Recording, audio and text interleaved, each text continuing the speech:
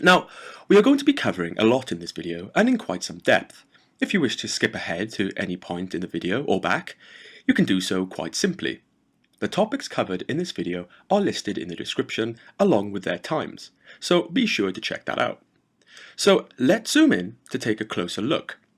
Here you can see some fill and stroke examples which I have prepared to demonstrate some of the basics. Here we have a vector with a fill and stroke, just a fill and just a stroke. Vector shapes in Illustrator can have either a fill color or a stroke color or both. As a beginner, it helps to understand how this works so you can control your artwork. So our first example on the far left here is a vector example with both a stroke and fill color applied. If we select this vector with the selection tool and look closely at the bottom of the tools menu, we can see what's applied. And we can see the fill color, the top square is yellow, and the stroke color, the outline square behind, is blue. We can also see the colors applied up here in the top control panel along with the stroke size and profile and brush definition.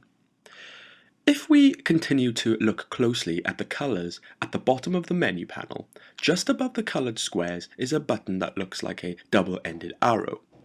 This is the Swap Fill and Stroke button. If we click this, we can swap the colors like so. Sometimes you may accidentally change the stroke color with the intent on changing the fill.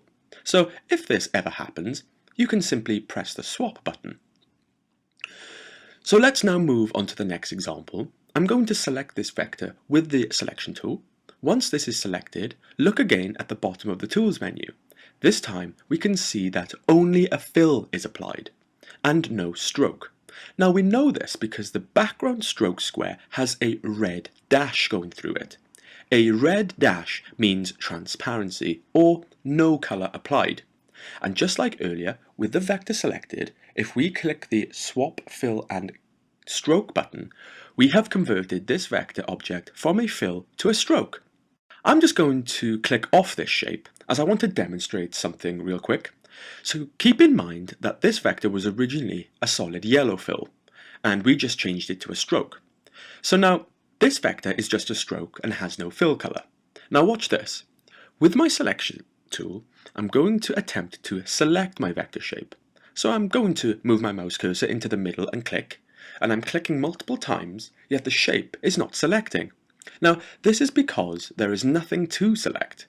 The shape is empty. So remember, when you have a vector that is just an outline, you have to be careful to move your mouse cursor over the actual stroke and then click to select the object like so. Or you could click and drag a selection over the shape like so and release to select it. Once selected, I'm going to swap that back to a fill by pressing the Swap Fill and Stroke button. So moving on to the next example, by now you should already be familiar with a vector with just a stroke. With the selection tool, I'm carefully going to select the stroke, and in the tools menu we can confirm that this vector shape contains no fill as the fill square is showing a red dash. To modify the size of the stroke is quite simple. So we currently have this vector selected. If we look up on the control panel to the top left, we can see that the current stroke size is 4 points. If we press up or down on the toggle buttons, we can push the size up or down like so, or we can even type in our own value. We can also see the stroke value if we look in the stroke panel. I'm going to come across and click on my stroke panel, though if you cannot see yours, you can come to Window, scroll down and select the stroke panel from there. And at the top we have our stroke weight, and here we can change this back to 4 points. Nice! So the fill and stroke squares in the tools menu is something to really pay attention to if you are a beginner. Once you get your head around this, you will find using fill and stroke effects very easy. Next, we are going to move down and look at alignment of strokes. So we now know that every vector is created out of anchor points, and if vectors have curves, then the anchors will also contain handles.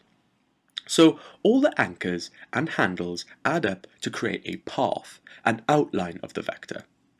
We have just looked at how a vector can have a fill or a stroke applied. In Illustrator, you can also tweak the stroke to behave differently on an outline, and that's what we are about to cover, and here are 3 examples of this. In Illustrator, the stroke can either align to the center of an outline, the inside of an outline, or the outside of an outline. So with the Direct Selection tool, I'm going to draw an area over these 3 squares and release to reveal the anchor points. If we look closely, we can see that these 3 square examples are the exact same size, but if you notice very carefully, you can see they appear very slightly different in size. That's because each stroke is aligned differently. So let's take a closer look. On the first square, we can see the stroke is aligned to the center. We can see our vector outline running through the center of the vector stroke. If we look over to the next square, we can see our vector outline is on the outside of the vector stroke, and this is because the stroke on this vector is aligned on the inside. Now, if we look over to the last example, this time we can see the outline of the vector is along the inside, and this is because the vector stroke is aligned to the outside. So I'm just going to select the first example with the selection tool. Now, to change the alignment of the stroke on a vector, you need to reveal your stroke panel. I'm going to come across and click on my stroke panel, though if you cannot see yours, you can come to Window and scroll down and select Stroke. Now, if we look carefully in the stroke panel, we can see some boxes. On the bottom row, we have the Align Stroke options. As you can see, the Align Stroke to Center button is currently clicked. If I come over to the next and click this, notice how my stroke now changes. Now it's aligned to the inside.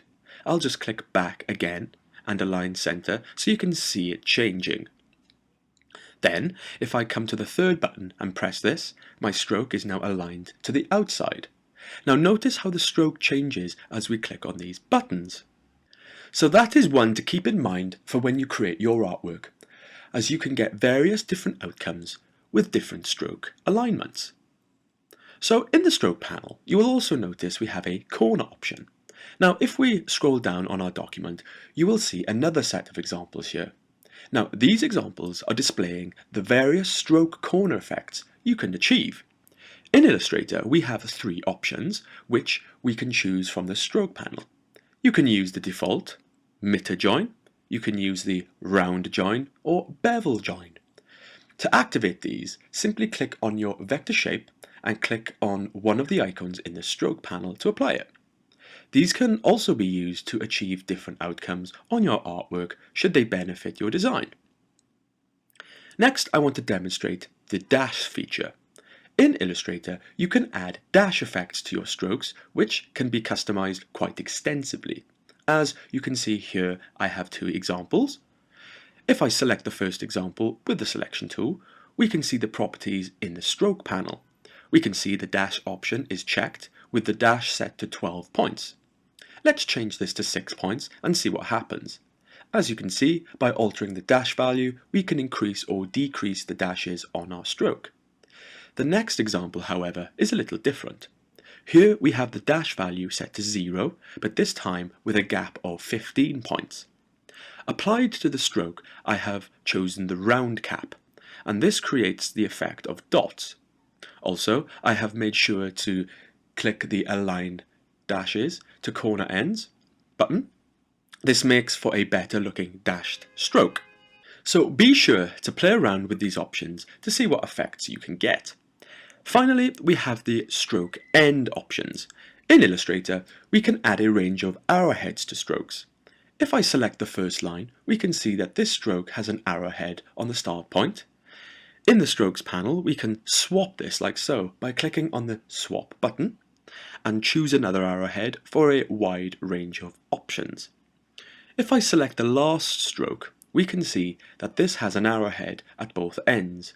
You can also change the scale of the arrowhead by entering custom values. So one arrowhead can be smaller than the other. So that is an overview of some fill and stroke effects in Adobe Illustrator. Be sure to take a closer look at these options to bring yourself up to speed.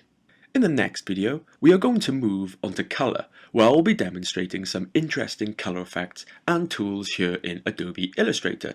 So see you in the next video.